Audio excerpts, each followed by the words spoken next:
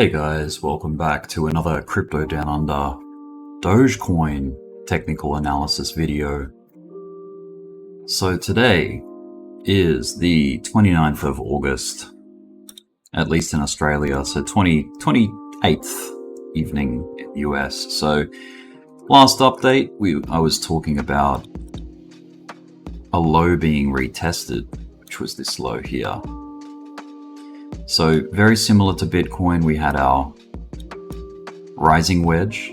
We almost invalidated it, fell back into it, and behaved inside of it again with these tests here. And then textbook, we fell down. So Dogecoin followed a downtrend off that. So there was the high, right? There was a lower high, lower, lower, lower, and again lower here. So we've got this line, this trend line that's holding us back. So in the last update video, at this point in time, I identified a possible long opportunity, which I think I said in the video, but and to which the stop loss would have been just beyond these wicks, these two wick downs here. Let me go down to a lower time frame so we can really see it. So we're down on the 5-minute chart, and a stop loss should have been placed, or roughly somewhere like that, somewhere beyond the low, just in case you get invalidated. Now the trade setup was still profitable. It just wasn't hugely, it didn't run for, hours and hours and hours. It got cut kind of quickly. So if a long existed somewhere in that video, it could have taken you up to a maximum of over here. So you can see it wasn't a hell of a lot. How does that measure? Let's see. The worst possible entry during that video would have been like up around here. And then if you got the best possible exit, it would have got you 0.7%. So only nice if you were on leverage, I would say, but otherwise, yeah, it was a stop out, unfortunately. Now, what sort of hint was there not to take that trade or not to have great expectations? And that's these points here. So A, and I'll try and be more mindful of these trend lines if I ever make it like another setup call. A, there's a B here, and then a C right here, and then a D.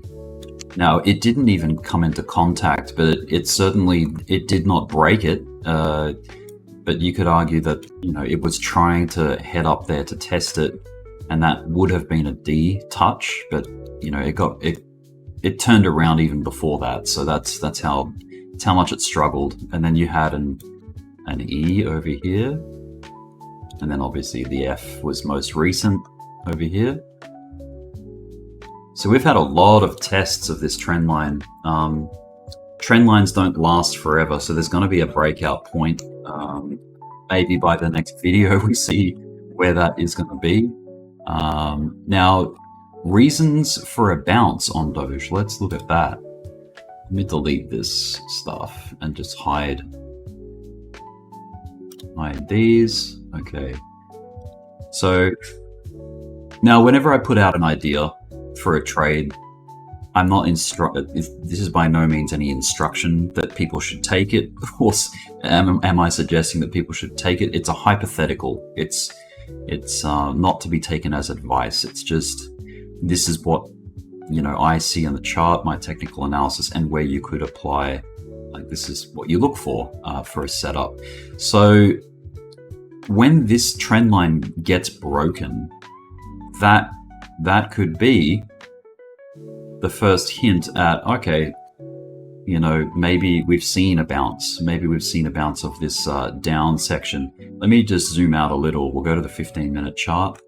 You can see, just like Bitcoin, Doge has been in a broader, uptrend, retracement downtrend, right? But not breaking the previous low. So that is a broader uptrend. And then you've got another up, higher high. And right now we're defying, we are technically, you could argue, well, let's zoom in on that. We'll find out whether this has been, the character's been changed down on this structure, because there is a chance it's holding structure. Technically, no.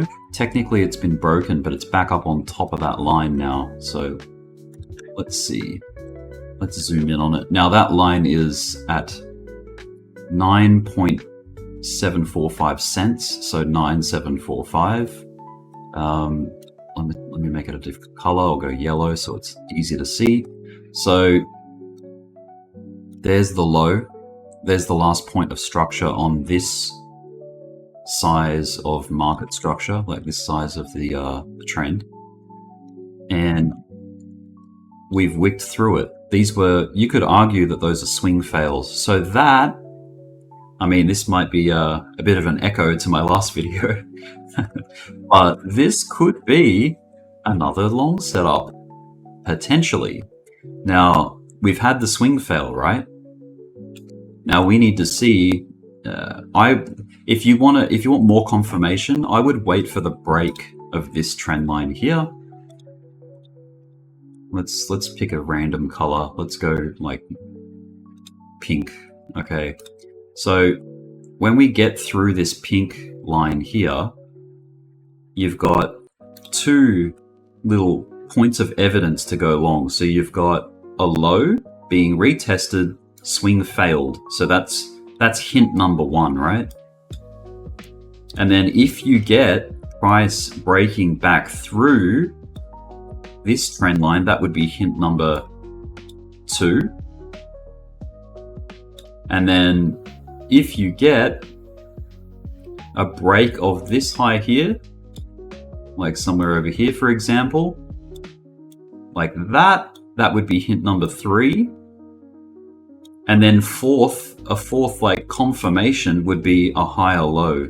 So let's say, you know, that trends up and then we get like a little pullback rally that comes back and tests maybe here and then finds support and then bounces again. That would be hint number four. So we got four hints at, you know, structure changing direction. And then look, there are other trend lines that we have to pay attention to, of course. Let's zoom out a bit because we got this big yellow line now. Thanks to, what are the points? What are the points? They're up here. Let me zoom in a little bit. So it's this, it's A, it's B, producing a line, which was our C test and rejection. See how trend lines are very helpful to forecast the future. I would argue that trend lines are the most reliable forecasting methodology. Like if you want to forecast where some kind of reaction is going to happen in the future, use a trend line. It's the strongest, in my opinion. So let's do a bit of projection. Let's project forward. I think I'm going to delete these lines because it's finished. It's past the apex point now, so we can get rid of that rising wedge idea. It wasn't even very clean to begin with, but yeah, different patterns will have different quality to them. Like, you know, something will be of high quality, something will be of rough quality, that kind of thing. All right, let's get rid of these squiggles as well. Sorry about that. Won't be a second. And what I'm going to do, I'm looking for a support trend line because we've got a whole bunch of resistance, right? We are trending down, so we're very dialed in on resistance. We're looking at resistance, but where could there be a support idea? Let's use the ray tool, the extended line tool. We'll lock it in on this pivot and we'll take it to the recent price activity, which could potentially be a pivot again. And we'll make it like a brand new color. We'll go green for support. And then does that actually line up with any? I doubt it. It's too steep. Yeah, way too steep. I was going to see if it lined up with any previous price, but no way. We're back into our accumulation box, by the way, on the high time frame. We're back below 10 cents, so that's cool for Doge accumulators. So right now, I mean, it's not confirmed whether this is a pivot anyway yet, but if it does become a pivot, this line will become more significant, and it's been set in, right? So then if you have, let's use different letters like XYZ. If you have X and test Y, hypothetically, if we got a bounce, then you know that Z is going to come somewhere back on this line, likely. You know, it's a high likelihood that you get a bounce of Z, whether that's, you know, it could be anywhere along this line. It could be like, you know, back over here. It could be over into the future, like way up here. You don't know the timing, but you know what line it's going to obey if it follows this trend line, right? So let's say it does land there.